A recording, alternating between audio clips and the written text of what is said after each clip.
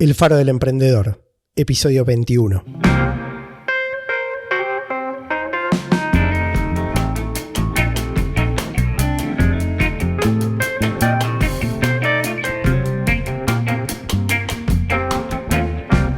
Hola, soy Juan Pablo Luporini. Bienvenido al Faro del Emprendedor, el podcast semanal en el que te ayudaremos a emprender para crear tu negocio y hacerlo crecer, mejorar su rentabilidad y resolver problemas reales sin necesitar ser un experto en ventas, marketing o finanzas.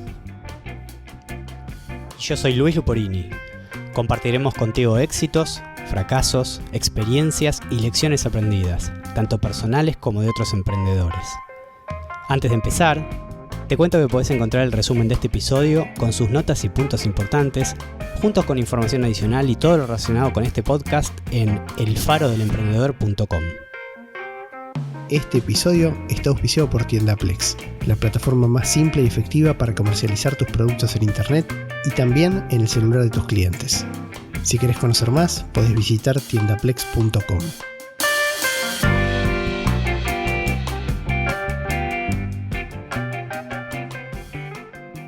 En el episodio de hoy vamos a charlar un poco sobre cómo generar y validar una idea de negocio, de emprendimiento.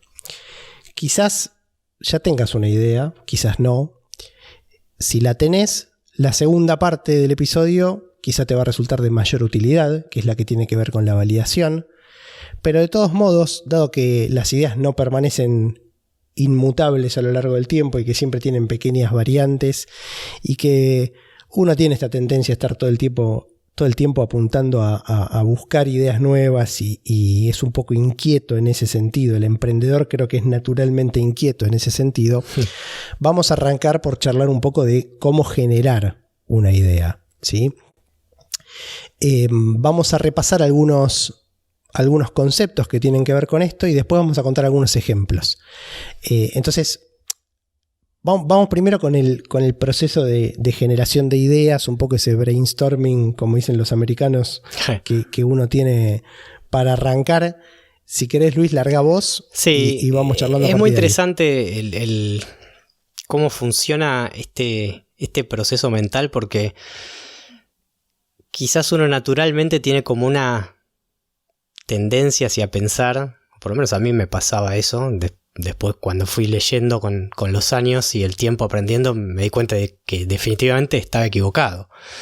Uno tiene como yo tenía en ese momento una tendencia natural a pensar, hay gente que naturalmente tiene cierto talento para generar ideas y otras personas que nacimos o nacieron sin ese talento. Entonces, por ahí somos buenos en otras cosas y no tenemos esa capacidad particular para que se nos ocurran cosas innovadoras, cosas brillantes, cosas diferentes a lo que se le ocurre a la mayoría de las personas. Y esa concepción la fui cambiando con el correr de los años y tiene mucho que ver con haber leído sobre el tema y haber estudiado y haberme capacitado por gusto, no por necesidad.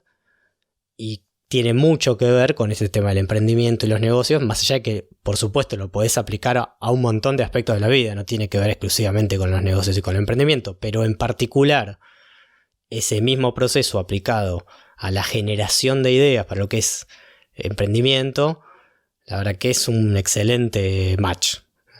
Y me di cuenta a partir de todas estas experiencias que fuimos transitando y esta información a la que fui accediendo y de la que fui estudiando, que la verdad que es un proceso mucho más, no sé si llamarle mecánico, pero sí podríamos decir mucho más definido de lo que uno originalmente o intuitivamente hubiese creído.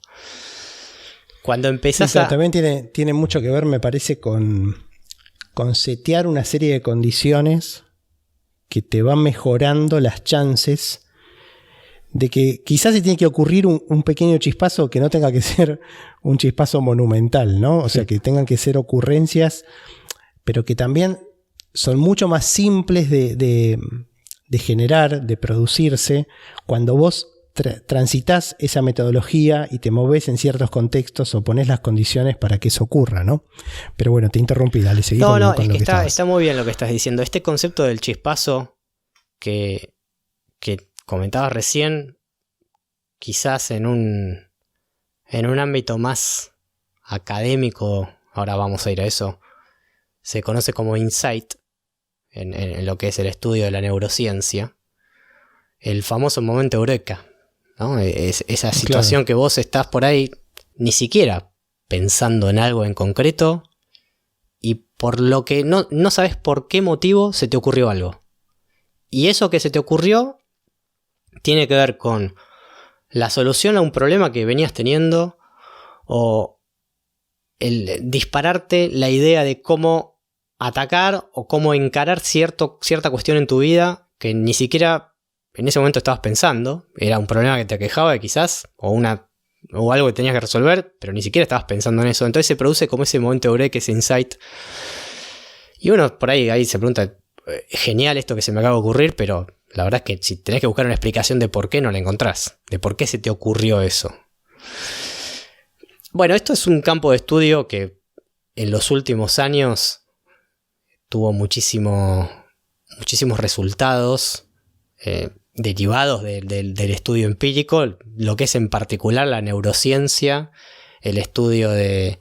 O sea, diferentes líneas de estudios. Podemos decir, por un lado la neurociencia, por otro lado el estudio de todo lo que tiene que ver con lo cognitivo, el estudio de la inteligencia emocional. Hay muchas vertientes que fueron arrojando luz sobre el resultado de estudios que se realizaron en personas y que hoy en día nos permiten decir, en realidad hay un proceso por detrás para pensar o para por lo menos aumentar la probabilidad significativamente de que con frecuencia se nos ocurran ideas.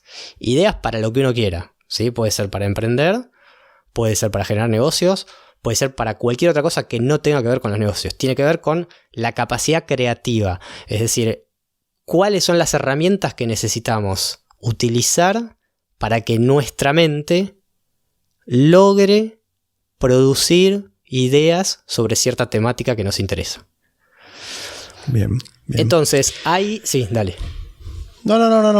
Dale. Seguí y después prefiero que termines la idea y después sí avanzo con algo que quería comentar. Bueno, la esencia de todo esto, por supuesto, sigue en estudio, ¿no? Digamos, la ciencia avanza, la neurociencia en particular, que es una de las disciplinas que están más enfocadas en esto, sigue evolucionando y sigue arrojando más información sobre cómo funciona este mecanismo. Tengamos claro que el estudio del cerebro humano es algo que desde el punto de vista de la humanidad estamos en pañales hoy en día, pero estamos mucho mejor que hace 50 años.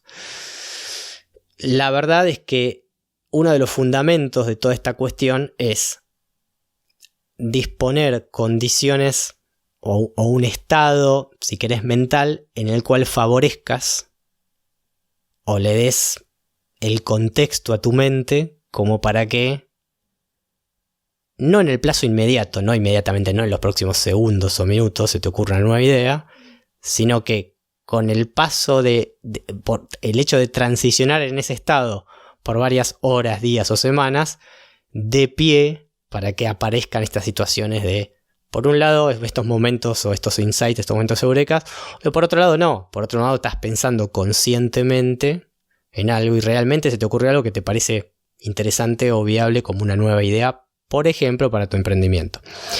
Y esto tiene que ver esencialmente con cómo funciona la mente cuando está intentando buscar una respuesta a algo.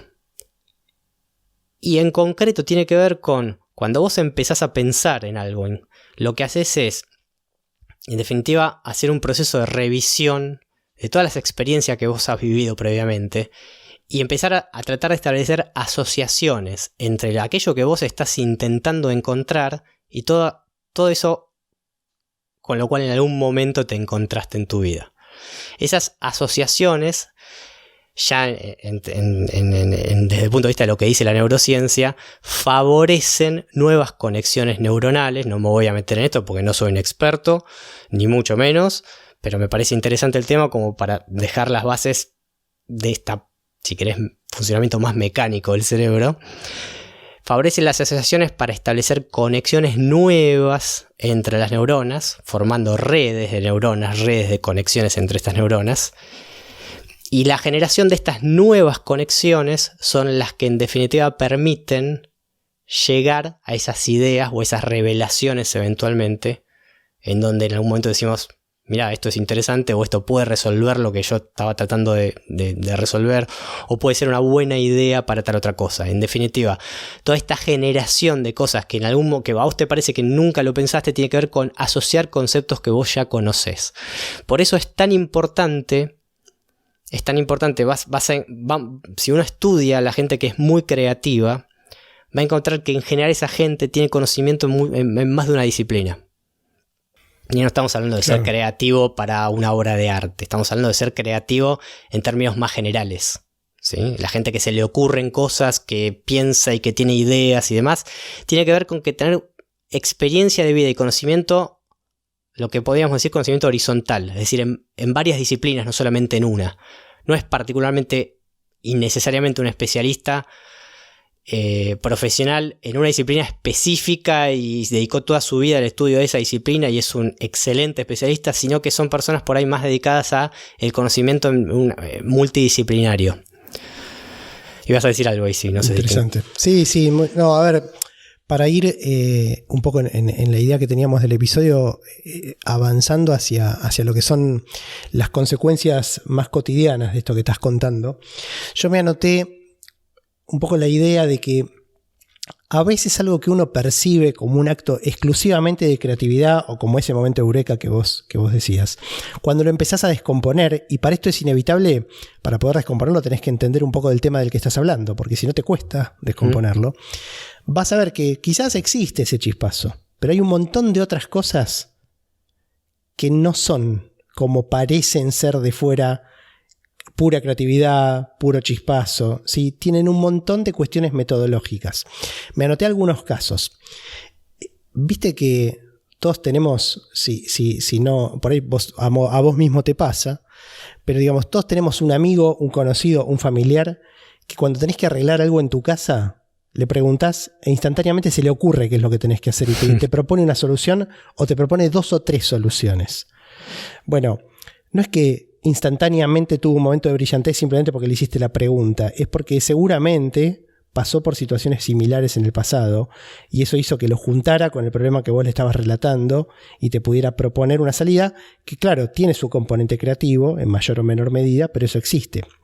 Por ahí te gusta mucho el deporte y estás viendo un partido y te parece que tal equipo o tal jugador está haciendo algo mal. Y se te ocurre qué es lo que tendría que hacer. ¿Y eso por qué? Porque lo estás comparando quizás con decenas o cientos de partidos que viste antes. Y entonces hay un componente creativo, pero hay un componente enorme de comparación con lo que hiciste antes. ¿Sí? Llevas un auto que hace un ruidito al mecánico y si el mecánico es bueno, se le ocurren 3 o 4 explicaciones instantáneamente de qué es lo que podría estar pasando. Por ahí no te las dice, pero chequea 2 o 3 cosas, descarta 3 y se queda y encontró el problema. Sí, son muy buenos ejemplos y fíjate que en cada uno de esos ejemplos que diste podemos tomar como característica común el concepto de blending o de mezcla de experiencias previas para tratar de con esa mezcla arribar a algo que dé una respuesta a la situación que estás viviendo, a generar una idea, a generar una alternativa, a generar una solución, a buscar opciones. Sí, quería contar como anécdota de color. Hace unos meses me pasó que yo escuchaba, no era un ruido muy grave en el auto, pero sí escuchaba un golpe en el tren trasero, por decirlo de algún modo, en el eje trasero un poco más fuerte de lo que me parecía que tenía que ser. Lo traté de diagnosticar sin éxito, porque además manejando era más difícil. Finalmente fui al concesionario, uno de los muchachos se subió al auto conmigo para dar una vuelta, agarramos una calle de tierra donde pasaba más este ruido. Fue bastante gracioso porque con el auto en marcha se fue pasando para el asiento de atrás y casi se metió en el baúl. En mi auto te podés digamos, transitar hasta el baúl internamente. Y volvió, se siente y me dijo, son los bujes. Y bueno, eran al final, ¿no? Pero lo que digo es que no los vio. ¿Sí? O sea, por ahí vos estás escuchando esto y sabés mucho de mecánica y vas a decir obvio. Bueno, está bien, para mí no era obvio. Para el muchacho fue obvio, por ahí para vos es obvio. Y tiene que ver con esto, ¿sí? Tratar de ir componiendo una experiencia previa, rodearte de aquellas cosas que van a facilitar que las ideas de negocio surjan, que las ideas de emprendimiento surjan, y cada vez con más facilidad y con mejor calidad. ¿Ibas a decir algo? Sí, agrego un dato muy interesante, porque cuando vos das un paso más en relación con estos ejemplos que vos fuiste dando, incluso del que contaste recién, de lo que te pasó con los bujes, es donde se da la creatividad más, quizás más llamativa para el que no practica esta técnica habitualmente. Porque ¿qué pasa? En los ejemplos que diste, en general se estaba tratando de buscar una solución relacionada con la temática que se vinculaba con esas experiencias previas. En el ejemplo del auto, hablabas de una persona que estaba tratando de buscar resolver un problema que tenía el auto. En el caso del amigo que iba a tu casa, lo mismo. Tratar de buscar una solución para arreglar tal cuestión que tenía que ver con cómo se vinculaba con experiencias previas habiendo arreglado eso. Bueno, la mecánica es la misma, pero cuando vos empezás a mezclar experiencias de quizás situaciones que no están vinculadas entre sí. Esto puede parecer totalmente antiintuitivo lo que estoy diciendo, ¿no? Porque vos decís, quiero pensar en nuevas ideas para un negocio. Bueno, voy a tratar de relacionar lo que me pasó cuando trabajaba en tal empresa o en tal comercio con lo que me pasó cuando me fui de vacaciones a la playa en tal lugar. Y no tiene ninguna relación una cosa con la otra. De esa mezcla, que parece claramente que uno está tratando de como meter el cubo dentro del espacio para poner el cilindro, ¿no? Y no encajan.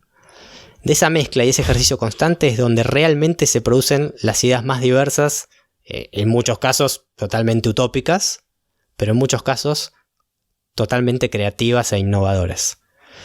Entonces el ejercicio habitual, esto no es que sea necesario hacer para tener una idea, ¿no? Lo que quiero decir es, cuando uno hace un ejercicio frecuente de tratar de mezclar experiencias, conocimientos e incluso ideas de disciplinas o de situaciones que no tienen relación entre sí, le está permitiendo a su propio cerebro, a su propia mente, ejercitar conexiones que naturalmente, por la naturaleza del comportamiento humano, uno busca consistencia, que es otro de los sesgos de la influencia. Justamente lo estás forzando a tu cabeza, la estás forzando a ir en un camino donde naturalmente no establecería asociaciones y conexiones. Y de esas cosas que no son habituales y no son comunes, es donde vos seguramente vas a sentar las bases y disponer el contexto para que surjan ideas innovadoras, creativas, llamativas, distintas. Sí, absolutamente de acuerdo. Iba a decir que también un poco con esa... Por ahí no es el objetivo principal, pero un poco con esa intención es que cada algunas semanas uno de los episodios los dedicamos a, por ejemplo, a la serie de perfiles, ¿sí? También para sumar experiencias de otras personas que fueron o managers o emprendedores o gente que de alguna manera tuvo una experiencia interesante, porque uno no solo... En esta gran mezcla, en esta alquimia que intenta hacer, no solo puede poner experiencias propias, ¿sí? También puede, y es muy útil, involucrar experiencias de otra gente. A mí me está pasando últimamente, por si te sumaste recientemente al podcast, nosotros tenemos con Luis un background técnico, tenemos una empresa de servicios informáticos y bueno, es relativamente natural que nuestras ideas giren un poco en torno a eso, ¿sí? Conté hace algunas semanas que en uno de nuestros proyectos estamos tratando de hacer crecer una plataforma para digamos, recolectar información de distintos lanzamientos de productos que ocurren en el mundo digital y para proveerle a los afiliados, que son los intermediarios, de buena información para que elijan qué producto promocionar. La verdad es que estoy haciendo un ejercicio casi diario de revisar los últimos lanzamientos que se produjeron. No por nada, simplemente para tratar de aportar valor a la información que ofrecemos en la plataforma. Y claro, eso me pone adelante digamos, en mi monitor todos los días 4 o 5 productos distintos, que a veces algunos los descarto porque son bastante ajenos a lo que hacemos nosotros, pero sí, pasa que hay 1, 2, 3 por día que tienen que ver con un software o algo por el estilo que digamos, potencialmente sería algo que podríamos hacer. Y te digo que, claro, lo haces a lo largo de una semana y estás hablando de entre 5 y 15 productos con los que te enfrentaste, y en un mes estás en unos 40 productos que viste nuevos permanentemente. Y la verdad es que te surgen ideas todo el tiempo. No quiero decir con esto que todas sean buenas, obviamente, ¿sí? Por eso vamos a ir un poco después a la segunda parte. En unos minutos vamos a estar en la segunda parte del episodio, que es cómo validarlo. Pero me parece que es, empieza a ser natural que eso que uno ve como tan lejano, cuando te empezás a rodear de ideas que de alguna manera pueden contribuir a ese, como dijimos en el principio, chispazo, empieza a parecer cada vez menos mágico y más natural, ¿no? El último ejemplo que se me ocurre, y es algo que me toca medio de cerca últimamente, es cuando ves a alguien que agarra un instrumento musical y empieza a improvisar, ¿no? Y si no sabes nada de música, como me pasó toda mi vida, y creo que todavía me pasa, te parece algo absolutamente mágico. Decís, no puede ser que esta persona nunca haya tocado eso y lo esté haciendo. Y seguramente hay un montón de talento, por supuesto, atrás, y un montón de horas de práctica, pero cuando te empezás a meter un poquito, también empezás a ver los componentes de técnica y de lógica y de estructura que hay ahí adentro, y me parece que pasa un poco en todo, ¿no? Eso. Sí, definitivamente. En concreto, ya para pasar al segundo bloque, en relación con la validación, acá es importante tener claro esto, ¿no? No hay que ser esto de la creatividad no se trae desde el nacimiento, ¿no? No viene algo en el ADN y uno es más o menos creativo que otra persona. Es simplemente cuáles son aquellos mecanismos que usamos para tratar de que se nos ocurran nuevas ideas o nuevas cosas o nuevas cuestiones relacionadas con algo que queremos que se nos ocurra, justamente. En este caso aplicado a los negocios o al emprendimiento, pero en concreto lo podés aplicar a cualquier aspecto de la vida, ¿sí? Hay 2 libros que me gustaría mencionar que son del mismo autor, por si te interesa profundizar en el tema, como libros introductorios a lo que es la neurociencia y el estudio que hace la neurociencia de todas estas cuestiones. Son libros escritos por Stanislav Bajrach, que es un doctor en biología molecular argentino que estudió en Estados Unidos, hizo su posgrado allá y es una eminencia en la materia. Y lo que hizo en los últimos años fue dedicarse, más allá de continuar con el aprendizaje en su campo de estudio y realizar estudios y demás, el ejercicio del aspecto científico, se dedicó mucho a lo que es la divulgación de este conocimiento para llevarlo al alcance del público en general. Y por eso escribió estos 2 libros. El primero de esos 2 se llama Ágilmente. Pues lo dejamos, va a estar en las notas del episodio. Y el segundo se llama En Cambio. Ambos, yo personalmente los tengo en el libro, en papel. A pesar de que me gusta más leer en Kindle, los tengo en papel. Pero la verdad es que son muy recomendables y son muy llevaderos. Están escritos en un lenguaje para que cualquiera los pueda leer, no tienen un enfoque técnico científico. Quizás no lo recomendaría para alguien que esté buscando un enfoque científico en la literatura. Ahí sí tendrá que profundizar en otro tipo de enfoque para lo que es neurociencia. Pero la verdad que a mí me sirvieron mucho para entender estos mecanismos, y la verdad que incluso tiene ejercicios prácticos. O sea, termina cada capítulo y te dice, bueno, si tratá de hacer todos los días durante 5 minutos tal ejercicio, anotá en un papel y fíjate. Y la verdad que hay cosas que te terminan sorprendiendo si realmente no tenías antes como un background que pudiera explicar cómo funciona el cerebro y cómo funcionan las asociaciones en el cerebro para producir ideas o esta mezcla de la cual veníamos mencionando. Así que esos 2 libros la verdad que son muy recomendables. Bueno, perfecto. Los dejamos en las notas entonces.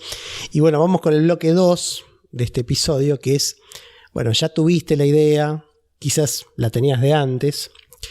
Y bueno, ¿qué se hace con eso, no? Porque en el proceso de validación yo diría que hay una primera instancia que es un primer filtro intuitivo casi, ¿no? O sea, a veces uno se le dispara una idea y dice, no, esto la verdad que es una estupidez, mejor no sigo en esa línea. Nadie podría comprar esto.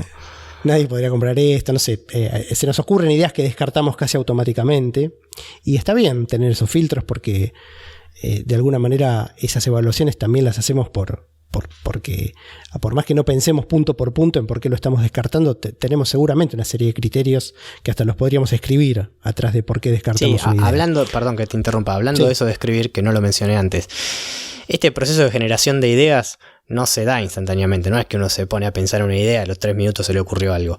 Por eso es importante, esto puede prolongarse a lo largo de días, semanas, meses, ¿sí? Es importante cuando se nos ocurre algo, anotarlo. Yo por lo menos lo anoto. En general uso el celular, un Google Keep, un bloc de notas, lo que tuviera a mano, anoto. Porque cada vez que se me ocurre algo, lo anoto. Es decir, es interesante no perder ese, si querés, esfuerzo que hizo el cerebro para llegar a esa idea que se te ocurrió o al concepto sobre el cual pensaste. Si vos lo anotás y haces como una bolsa de conceptos o ideas, eso te va a dar muchas más herramientas para después releerlo y mezclarlos.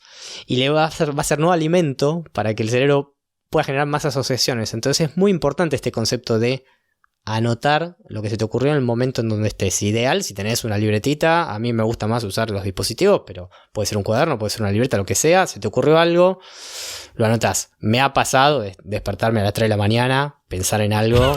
Alguien va a decir, estoy loco. Un poco de eso puede haber, pero de despertarme a las 3 de la mañana, ir al baño y se me ocurrió tal cosa, anoté en el celular, me fui y volví a dormir. Pero bueno. Está muy bien. Lo que decía es que un poco después de ese filtro inicial, que es casi intuitivo, empieza uno, digamos, si la idea superó ese filtro inicial, la empezás a considerar más seriamente y empezás a hacer más formal o más estricto en cómo la vas evaluando, ¿sí? Tenés una idea de un negocio y empezás a pensar si necesitas un local y cuánto te costaría, y uno empieza a hacer esos ejercicios que ya hasta tienen componentes numéricos, ¿sí? Y seguramente si la idea persiste y te sigue pareciendo buena, vas a empezar una tarea de investigación. Por ejemplo, con lo que decía recién, a ver, necesito un local físico, ¿cuánto me cuesta? Si es algo que voy a vender online, ¿cuánto me cuesta, no sé, armar una página web o armar el sistema que necesito? Si voy a vender un servicio propio, ¿de qué forma? ¿Cómo lo voy a promocionar? Bueno, a lo que voy es que hay un montón de información que está razonablemente accesible, ¿sí? O sea, vos vas a vender un producto físico y seguramente tenés a quién recurrir para averiguar los costos de los componentes. Te podés online buscar y sabés los costos. Entonces empezás a cerrar la incertidumbre. Uno empieza a hacer esa tarea de empezar a decir, bueno, de toda esta bolsa de cosas que tendría que averiguar para saber si el negocio funciona o no, hay un 80% que dedicándole algo de tiempo e indagando y consultando, puedo ponerle números para empezar a acercarme a entender si el negocio cierra, no cierra, etc. Pero hay un componente de información que no está disponible rápidamente. Hay un componente de información que depende de los demás y que tiene que ver principalmente con cuál es la demanda o cuál sería la demanda para el producto que vos vas a crear. Este punto lo mencionamos como uno de los mandamientos en los primeros episodios, como uno de los mandamientos del emprendimiento. Hablábamos de la estimación de la demanda, dimos algunos ejemplos y dijimos que en algún momento lo íbamos a charlar en mayor profundidad. Bueno, un poco la intención es ahora profundizar en eso, ¿sí? Hablamos de algunas acciones que habían tomado personas que tenían restaurantes para tratar de entender qué tipo de demanda iban a tener. Dimos el ejemplo de la pizzería. Hoy vamos a enfocarnos un poco más en el proceso para estimar demanda a través de Internet, ¿sí? que no es que sirva exclusivamente para estimar demanda de cosas que se van a vender a través de Internet.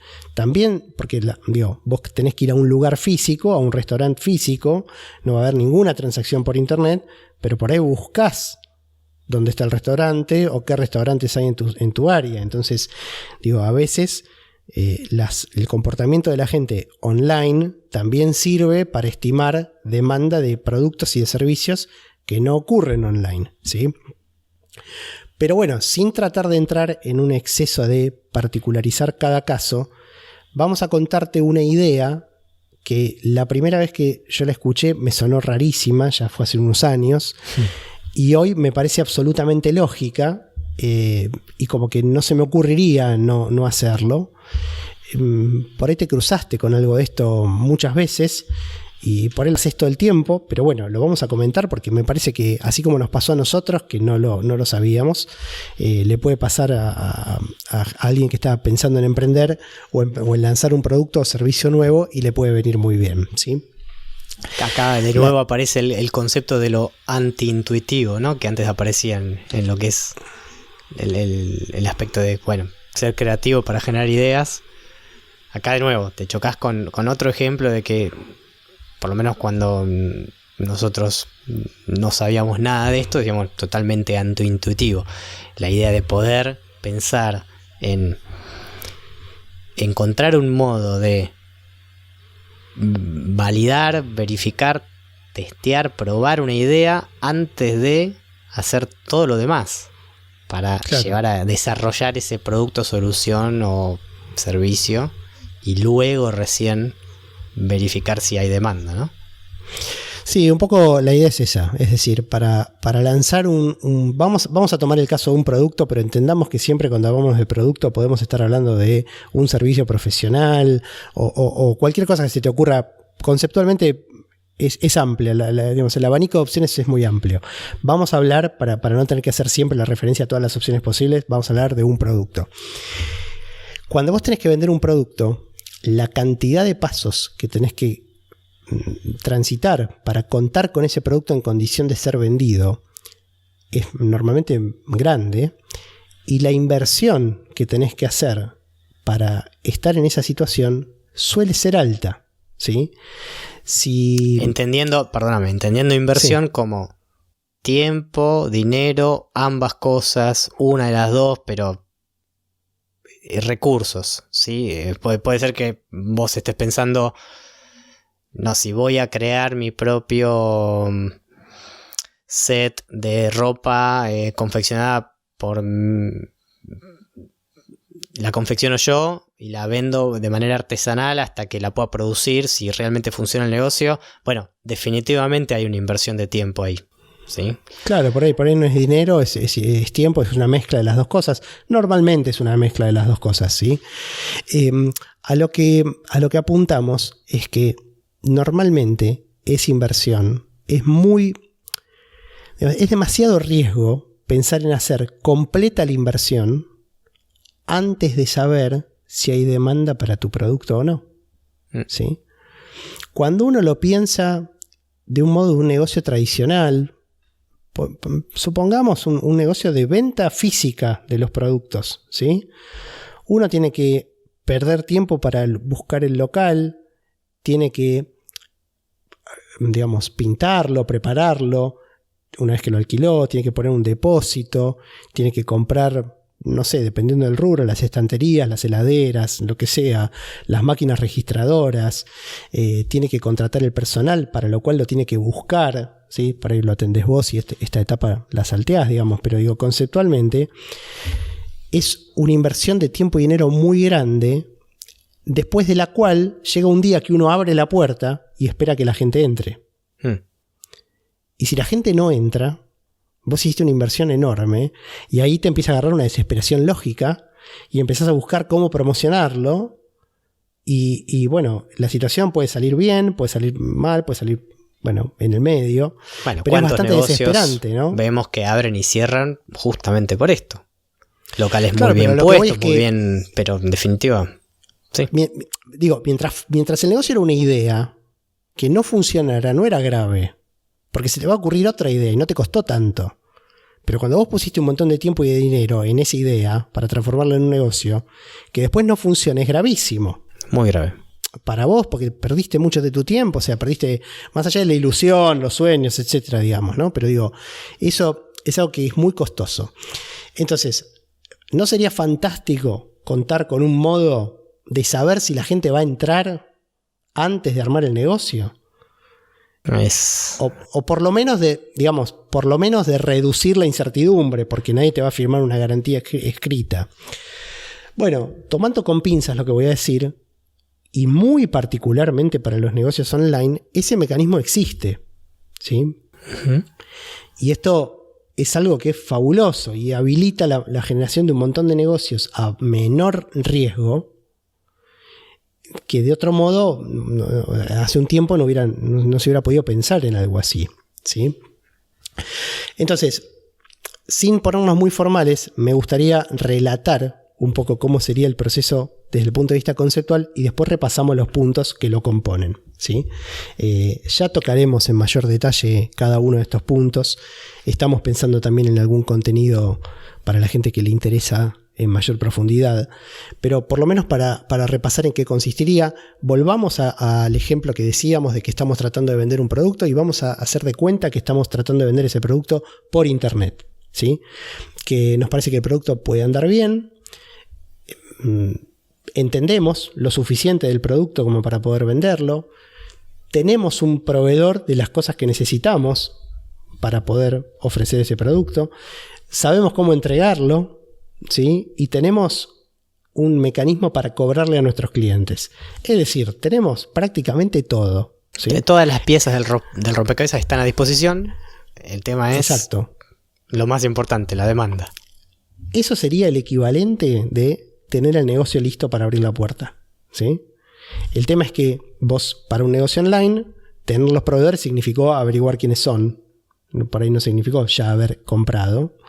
Tener el local, que normalmente es algo caro, significa tener un sitio web, ¿sí? O sea, tus costos bajan, pero estás más o menos en la misma situación, estás en situación de poder vender, ya sabes qué es lo que tendría que pasar. Si vos hubieras seguido todos esos pasos, ¿qué es lo siguiente que vas a hacer? Vas a tratar de promocionar tu sitio web para que la gente llegue y compre tu producto, ¿sí? ¿Y cómo vas a hacer eso? Bueno, lo típico es que uno comience por su círculo de influencia más cercano, que empieces por amigos, familiares. Pero sabemos que eso se agota rápido, ¿sí? Les vas a pedir que lo compartan en sus redes sociales. Y eso va a tener algún impacto. Con sus conocidos y demás, va a tener una difusión inicial, pero de nuevo, va a ser acotada. Pero va a tener su límite, exactamente. Entonces, supongamos que vos tomás la decisión en algún momento de decir, bueno, voy a hacer una campaña publicitaria online para llevar tráfico hacia mi página de ventas y que la gente finalmente tome la decisión o no, pero en un porcentaje tome la decisión de comprar mi producto y eso me va a servir para, bueno, poder hacer andar mi negocio. Bueno, un poco lo que te queremos transmitir con esto es que para hacer este ensayo de ver si realmente la gente llega a tu sitio para comprar el producto, alcanza con que tengas la campaña publicitaria y un sitio donde recibir a la gente. No hace falta ni siquiera que tengas el producto. Yo sé que ahí suena está el raro concepto esto. Antiintuitivo del que hablábamos antes. Este es el concepto, ¿no? Antiintuitivo, porque digamos vos decís, pero ¿y si me compran? ¿Qué hago pasa? Si me compran? No quiero quedar mal con mi potencial cliente, claro. Porque yo sé cuáles serían mis proveedores, o tengo una noción de cuáles serían mis proveedores, pero todavía no sé ni cómo pagarles. Está bien, bueno, yo te lo planteo al revés. ¿Qué pasa si haces todo eso primero y después nadie te compra? ¿Qué es más grave? Es ¿sí? Totalmente riesgoso y vas a salir perdiendo si te salió mal, si no había demanda, o si no sabías cómo vender para que la demanda se encontrara con tu oferta, ¿no? Exactamente. Entonces, repasemos cómo sería el procedimiento. Crea una página, solo una página, donde recibas a la gente y le digas, este es mi producto, tiene estas características, te va a dar estos beneficios, va a resolver este problema, ¿sí? Vale tanto. Estas son las condiciones. Este es el botón para comprar. Manda tráfico a esa página, crear los anuncios, mandar tráfico a esa página. Eso va a tener un costo, ¿sí? Y cada vez que la gente haga clic, vas a imprimir un cartelito respetuoso donde diga: te pedimos disculpas porque en este momento no podemos entregar el producto, cosa que es absolutamente cierta, ¿sí? Vas a estar capturando, le vas a pedir, por ejemplo, la dirección de mail para que le avises tan pronto esté disponible. El contacto de Messenger, el mecanismo. El contacto. No importa. Vas a establecer algo que mencionamos varias veces y todavía no explicamos en detalle, pero que son los píxeles de Google Ads y de Facebook para poder hacer campañas en el futuro con esa persona. Y vas a empezar a tener métricas de cuánto te cuesta llevar a la gente a tu página de compra, qué tan bien funciona y, bueno, obviamente ahí empezás a continuar con el cálculo hacia atrás. Si la venta se hubiera de verdad producido, entonces qué ingreso te hubiera generado, cómo se cruza eso con tus costos y qué tan bien anda tu negocio. Sí, es muy interesante porque fíjate que haciendo ese ejercicio, o sea, concentrémonos en este ejemplo que estás dando en algo que vos podés decir cuánto es el precio y sabés que si la persona realmente te encontró valiosa tu oferta, haciendo clic en ese botón, realmente te hubiera terminado comprando. Aclaro esto porque si estás vendiendo un servicio, si estás vendiendo la suscripción a un curso gratuito para después esa persona ver si le puedes ofrecer algo pago, en realidad no, en esos ejemplos no vas a tener un precio de algo para lo cual el cliente hubiera comprado directamente. Y las mismas estrategias en realidad se pueden aplicar y uno analiza los valores y las métricas de otro modo. Pero de cualquier manera, en el ejemplo en concreto donde vos le podés decir: te voy a vender este curso, te voy a vender este producto, lo que fuera, si lo querés comprar, hace clic en este botón, vos vas a tener toda la información numérica que a priori te permite conocer si la idea que estás probando es viable desde el punto de vista de entenderlo como un negocio. Vas a saber cuánto dinero tuviste que pagar en publicidad en el periodo de tiempo en el cual realizaste esa campaña y tuviste activa esa campaña publicitaria, cuántas fueron las personas que llegaron a tu página de ventas para ese dinero que vos invertiste y cuántas de ese conjunto de personas hicieron clic en ese botón. Y ahí vas a sacar valores, porcentajes, relaciones. Bueno, en concreto, sí, analizando esa información podés extraer un montón de datos sin necesitar realmente tener el producto, que es lo que vos mencionabas, Juan, al principio, ¿no? Claro, y además me parece que hay un par de puntos a mencionar que son muy interesantes. Porque además todas estas plataformas de publicidad te entregan estadísticas muy ricas, ¿sí? Te van a informar sobre las características demográficas de la gente que vio el anuncio, de quienes hicieron clic, de quienes no, composición de hombres, de mujeres, de segmento de edad, ¿sí? Si utilizaron un dispositivo móvil, si utilizaron una PC de vas escritorio. A tener muchísima información. Y además, cuando te empezás a meter un poco en el tema, vas a desgranar datos que son claves, porque hay que tener en cuenta que vos podés vender un producto excelente para el que hay mucha demanda y tener un mal anuncio. ¿Sí? Tu anuncio puede ser muy malo, pero no vas a estar en una situación en donde lo único que podés decir es: la gente no entra a mi negocio. No, vas a estar mucho mejor, porque lo que vas a ver, vas a poder distinguir claramente una situación en donde la gente no hace clic en el anuncio de otra en donde hace clic en el anuncio pero no compra. Son absolutamente distinguibles. Es como pasar por la vereda del negocio y mirar la vidriera y seguir caminando. O mirar la vidriera, te gustó lo que viste como cliente y entraste por lo menos a preguntar, no importa si compraste o no. Sí, por lo menos pasar por el negocio directamente, digamos, claro, ¿no? O sea, es una gran distinción, ¿no? Claro. Entonces, ahí, ¿qué pasa? Vas a empezar a hacer un ejercicio de perfeccionamiento en donde vos decís: no, pará, lo que está pasando es que no están haciendo clic en el anuncio. Con lo cual es casi seguro que, por ejemplo, ¿no? Mirá qué dato interesante. Si vos en el anuncio, como suele ocurrir, no pones el precio, cosa que suele ocurrir en internet, pensá que el porcentaje de anuncios que vos ves cuando haces una búsqueda donde ya se ve el precio es bajo, ¿sí? La gente no hace clic y vos no estás diciendo el precio, bueno, no tenés por qué concluir que tenés un problema de precio, por lo menos no por tiene el nada que ver momento. con el precio, tiene que ver solo con lo que le mostraste a la persona, claro. Exactamente. Entonces dirás, bueno, mi anuncio no está consiguiendo capturar la atención. A ver, vamos jugando con el anuncio. Y empezás a atacar la redacción y empezás a cambiar las palabras o cambiar lo que estás contando del valor que tiene tu producto. Quizás estás enfocando en una característica y no está teniendo éxito. Por ahí tu producto es muy bueno y además es muy barato y vos te estás enfocando en que es muy barato. Y lo que tenés que contar es que es muy bueno, por ejemplo. Sí, todo esto que tiene que ver con la segmentación y cómo comunicar el mensaje, ya hablamos en otros episodios de esto. Nunca no hicimos aún un episodio puntualmente relacionado con justamente las palabras a elegir para comunicar un mensaje. Lo podemos englobar en lo que es copywriting. Y por otro lado, no solo las palabras, sino el mensaje que queremos comunicar, y ahí sí podemos decir la influencia y la persuasión. Todos esos conceptos no los estás mencionando en este punto, pero claramente son determinantes a la hora de poder concluir si un anuncio o un mensaje, si querés, ni siquiera un anuncio te diría, porque después del anuncio va a venir, la persona que hizo clic en ese anuncio va a caer en tu página, y ahí vos también vas a tener que poner un mensaje o transmitir un mensaje para comunicar. Con lo cual, no solamente tiene que ver con el texto, las imágenes, los videos o la manera en la cual vos comuniques, sino tiene que ver con de qué manera lo querés hacer y para qué público.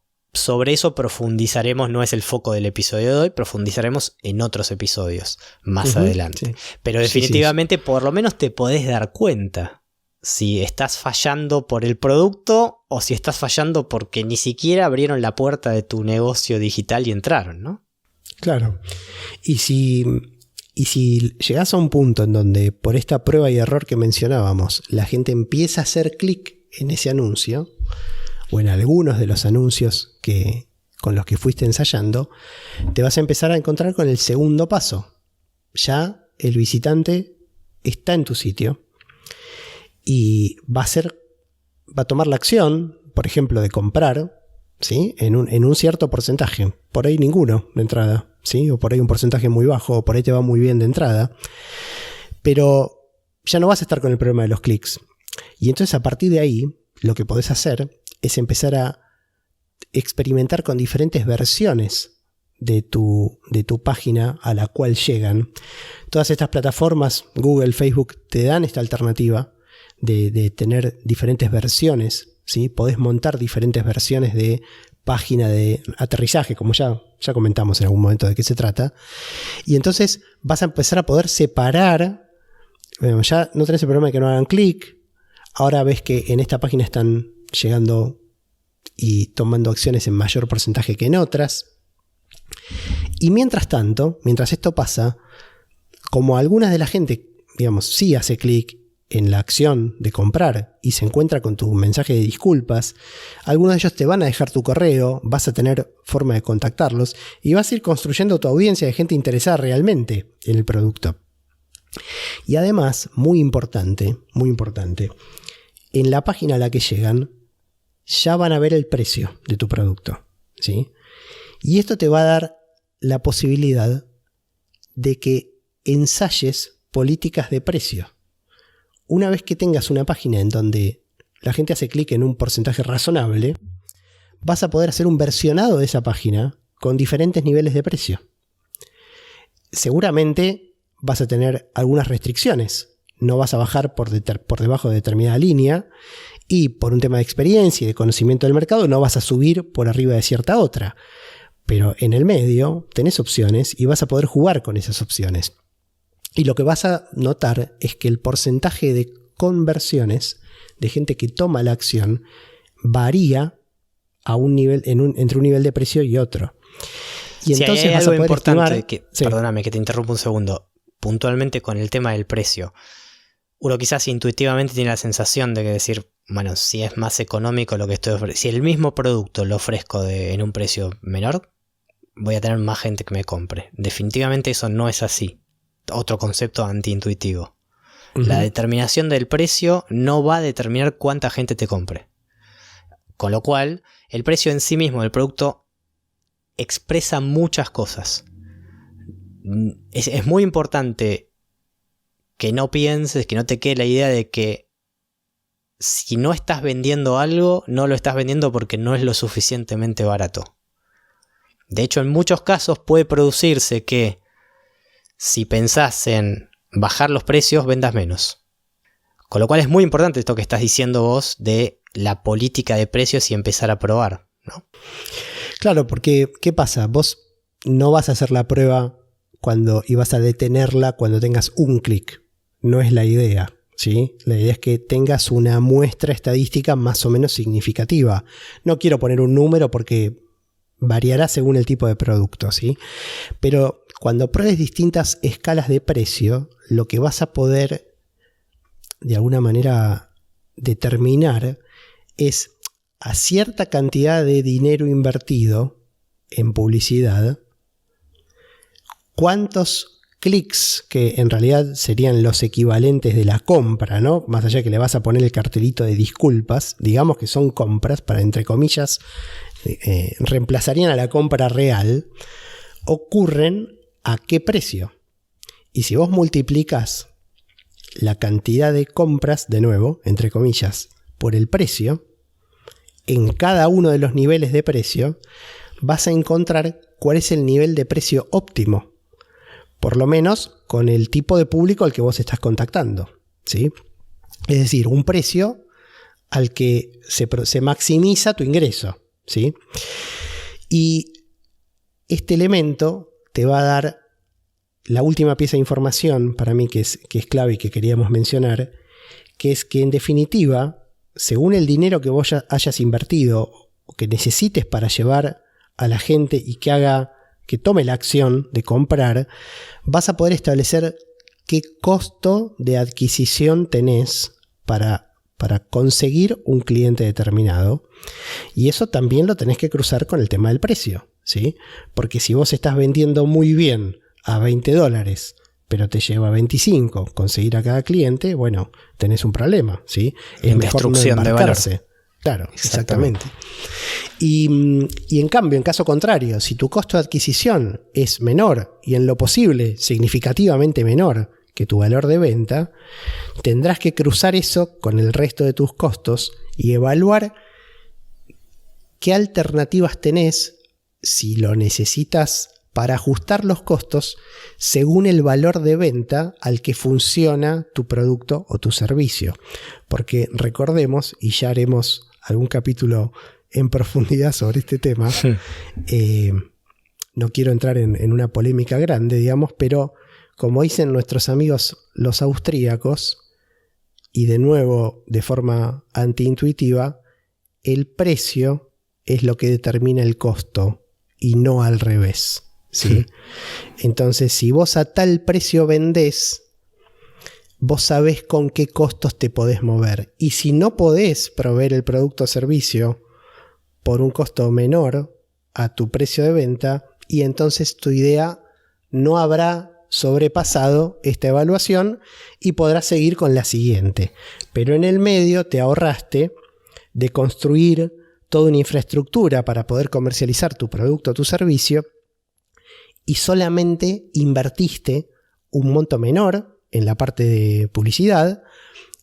Y ya sí, imagínate al revés, imagínate que te dio bien la cuenta y tu negocio está validado, no te van a alcanzar las horas del día para poner tu negocio en funcionamiento, porque vas a tener la evidencia de que funciona, ¿sí? La Así gente que, esperando por tu producto. Quizás es el problema que querríamos todos tener con una idea de negocio, ¿no? Sí. Seguramente ahí el estrés se te va a incrementar porque vas a entrar en esa vorágine de sé que hay demanda, sé que funciona, tengo que tener para las próximas 2 horas todo listo porque tengo que empezar a vender. Bueno, definitivamente esa sensación es mejor que la que pasaría si creaste un muy lindo producto, te esforzaste un montón, invertiste tiempo, invertiste dinero, y cuando abriste las puertas, sean digitales o sean físicas, nadie te compra. Entonces, en definitiva, como este proceso de validación que describíamos para un negocio digital y con sus herramientas y sus mecánicas, se va a tener que realizar igual, hagas o no de manera anticipada la creación de tu producto. Entonces lo que nosotros te transmitimos con esta idea es: mejor hacelo antes, porque si la idea realmente era satisfacer esa demanda y podés hacerlo, te vas a enterar con mayor rapidez y con menor inversión. Y si la idea no podía cumplir con ser un buen negocio porque no cumplía con estos fundamentos, entonces también te vas a enterar rápido y vas a apartar menos dinero. Bien, clarísimo. Quería aclarar, cuando hablaba de los austríacos, me refería básicamente a la escuela austríaca, que es una escuela de economía. Ya hablaremos en algún episodio de ella. Y bueno, uno de los puntos fuertes de la escuela austríaca es que los precios determinan a los costos y no a la inversa, como muchas veces uno intuitivamente piensa, ¿sí? Pero bueno, lo dejamos para otro episodio donde ya lo veremos en más profundidad. Bien, por último, me gustaría recomendar un libro que si te interesa profundizar en todas estas cuestiones. Yo lo leí, no lo terminé de leer todavía, pero me parece muy interesante el enfoque. Es un libro que se llama Will It Fly? Básicamente preguntándose si esto va a volar, tiene que ver con, realmente va a tomar vuelo, tiene que ver con el testeo de ideas de negocio o la prueba de ideas de negocios sin perder demasiado dinero y tiempo. Está escrito por Pat Flynn, del cual hablamos en los primeros episodios del podcast. Vamos a dejar también en las notas del programa el link, como por si te interesa profundizar en el tema. Es un libro muy, muy recomendable. Muy bien, bueno, vamos a llegar hasta acá por hoy. Te agradecemos por habernos acompañado, esperamos que te haya gustado este episodio y que pueda ayudarte a emprender y hacer crecer tu negocio. Valoramos si nos dejas tus 5 estrellas en iTunes, tu me gusta en YouTube y en iVoox, o que nos sigas en Spotify. De ese modo nos ayudas a hacer crecer este podcast. Hasta la próxima. Te recordamos que podés encontrar el resumen de este episodio y todo el material relacionado con el emprendimiento y los negocios en nuestro blog, elfarodelemprendedor.com. Podés dejarnos tu consulta o comentario, tanto en el blog como en Twitter, Facebook o YouTube, y con gusto nos contactaremos contigo. Hasta la próxima semana.